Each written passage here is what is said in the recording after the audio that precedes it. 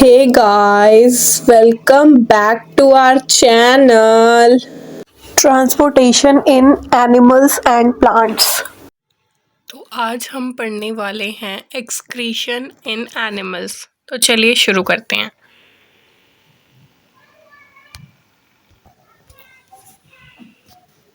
देखिए, एक्सक्रीशन इन एनिमल्स यानी पशुओं में उत्सर्जन। तो क्या होता है, CO2 is removed during exhalation. सांस छोड़ने के दौरान CO2 बाहर निकलती है। जब हम इनहेल करते हैं, मतलब सांस लेते हैं तो ऑक्सीजन अंदर जाती है, और सांस छोड़ते हैं, एक्सहेल करते हैं तो CO2 बाहर आती है। तो ये हमारा वेस्ट प्रोडक्ट एक बाहर निकल रहा है, हम ऐसे कह सकते हैं। Undigested food is removed through egestion. अपचित भोजन उत्सर्जन के माध्यम से बाहर निकलता है। अब हमने देखा है डाइजेशन होता है, हमारा पूरा डाइजेशन होता है, स्मॉल इंटेस्टाइन, लार्ज इंटेस्टाइन। उसके बाद जो भी वेस्ट अनडाइजेस्टेड फूड बचता है, अपचित भोजन बचता है, वो बाहर निकल जाता है इजेशन प्रोसेस के थ्रू। ठीक है। When cell performs its function, there are waste which should be removed from the body. जब कोशिका अपना कार्य करती है तो कुछ अपशिष्ट पदार्थ होते हैं जिन्हें शरीर से बाहर निकालना आवश्यक होता है। अब आप खुद सोचिए, अगर हम अपने घर का ही एग्जाम्पल लें तो अगर घर में हमारे कूड़ा इकट्ठा रहेगा तो वो क्या होगा, एक तो स्मेल, बीमारियां फैलाएगा, उसमें कीट और बाकी सारे, मतलब बोलें तो कीटाणु वगैरह आएंगे, उसके थ्रू जो हमारे घर में आ जाएंगे। सेम उसी तरीके से हमारी बॉडी का भी हाल है, वहाँ पे वेस्ट कलेक्ट नहीं होना चाहिए। जो वेस्ट कलेक्ट होगा उसे बाहर निकालना ज़रूरी होता है, नहीं तो वो बॉडी के लिए प्रॉब्लम क्रिएट करेगा, है ना। तो इसलिए जो हमारी सेल्स हैं, जब कुछ भी फंक्शन परफॉर्म करती हैं तो वहाँ पे जो वेस्ट होता है उसको बॉडी से बाहर निकालना ज़रूरी है। नेक्स्ट देखिए, the process of removal of waste from the cells of living organism are known as excretion। मतलब जीवों की कोशिकाओं से अपशिष्ट पदार्थों को बाहर निकालने की प्रक्रिया को उत्सर्जन के रूप में जाना जाता है। अब एक्सक्रीशन क्या होता है, ऐसा प्रोसेस जिसके थ्रू क्या हो रहा है, रिमूवल ऑफ वेस्ट का रिमूवल हो रहा है। वेस्ट जो है हमारी बॉडी से बाहर निकल रहा है या किसी भी एनिमल की बॉडी से बाहर निकल रहा है। ऐसी प्रक्रिया जिसके द्वारा अपशिष्ट पदार्थ बाहर निकाले जा रहे हैं, उस प्रक्रिया को क्या कहेंगे, उत्सर्जन कहेंगे। ठीक है। The system involved in the process is known as excretory system. इस प्रक्रिया में शामिल प्रणाली को उत्सर्जन तंत्र के रूप में जाना जाता है। अब कोई ना कोई हमारे पास बोले तो सिस्टम होगा ये काम करने के लिए। तो ये काम कौन से सिस्टम द्वारा होता है, एक्सक्रीटरी सिस्टम के द्वारा। मतलब जो सिस्टम इस प्रोसेस में इन्वॉल्व है उसे क्या बोलते हैं, एक्सक्रीटरी सिस्टम। ठीक है। नेक्स्ट देखिए, waste present in our blood has to be removed out. मतलब हमारा जो ब्लड है उसमें क्या प्रेजेंट होते हैं, वेस्ट भी प्रेजेंट होते हैं, तो उसको बाहर निकालना जरूरी है।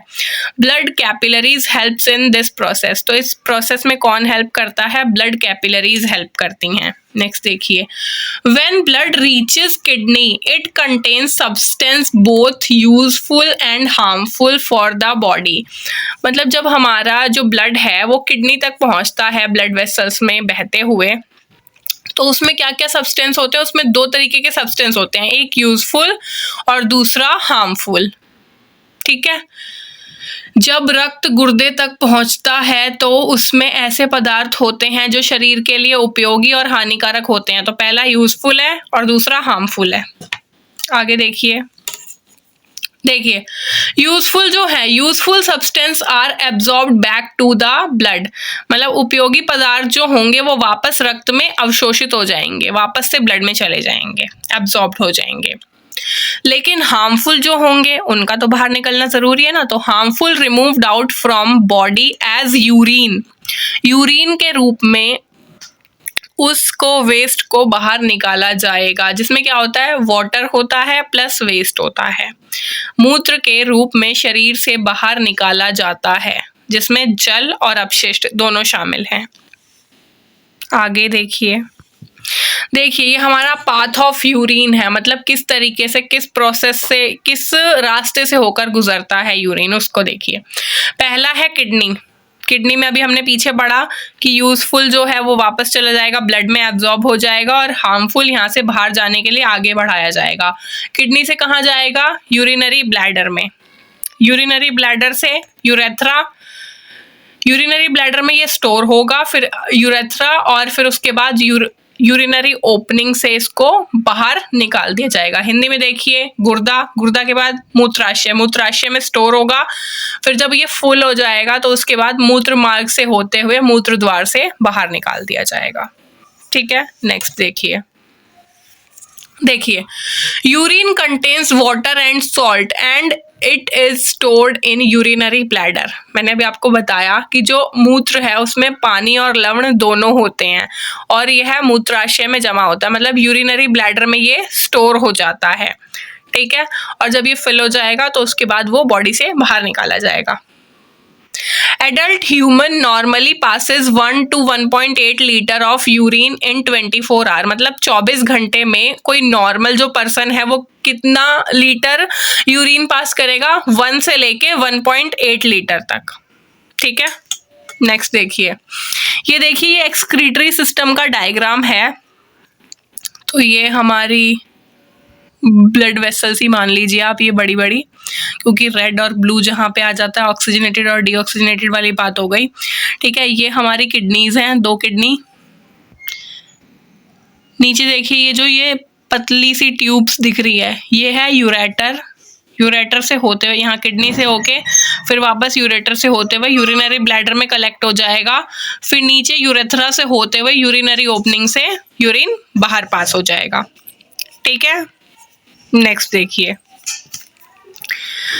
अब है यूरिन कंटेन्स 95% वाटर। मैंने आपको बताया था कि यूरिन में वाटर और वेस्ट होता है, तो यहाँ पे 95% वाटर होता है, 2.5% यूरिया होता है एंड 2.5% अदर वेस्ट होते हैं।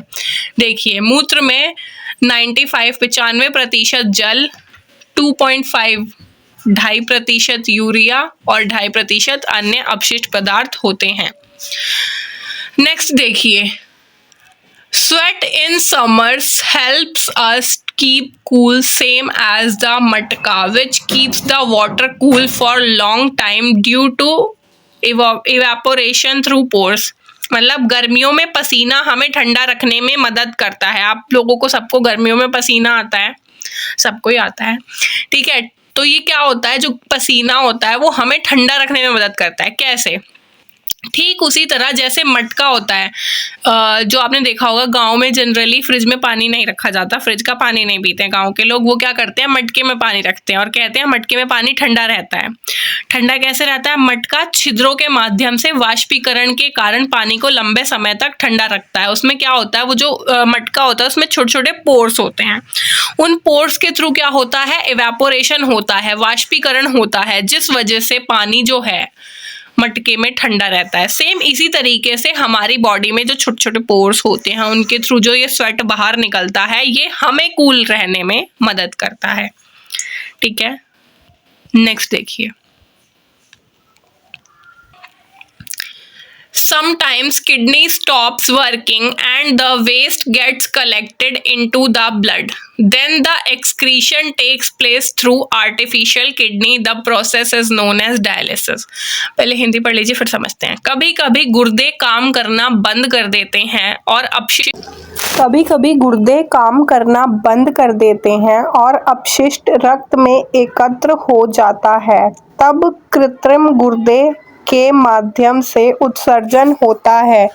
इस प्रक्रिया को डायलिसिस के रूप में जाना जाता है। कभी कभी क्या होता है, बॉडी में कुछ प्रॉब्लम हो जाती है, उसकी वजह से जो हमारी किडनी होती है वो काम करना बंद कर देती है। ऐसे केस में क्या होगा, जो वेस्ट होगा ना वो बॉडी में कलेक्ट होने लगेगा, उसके मतलब बॉडी में ब्लड में कलेक्ट होने लगेगा। जो अपशिष्ट पदार्थ है वो कहाँ एकत्रित होगा, रक्त में एकत्रित होने लगेगा। तो ऐसे केस में जो है आर्टिफिशियल किडनी की ज़रूरत पड़ेगी, यानी कृत्रिम गुर्दे की ज़रूरत पड़ेगी। और उस प्रोसेस को क्या कहा जाएगा? डायलिसिस कहा जाएगा। जब आर्टिफिशियल किडनी के थ्रू एक्सक्रीशन होगा उस प्रोसेस को डायलिसिस कहा जाएगा। Thank you for watching our video, guys.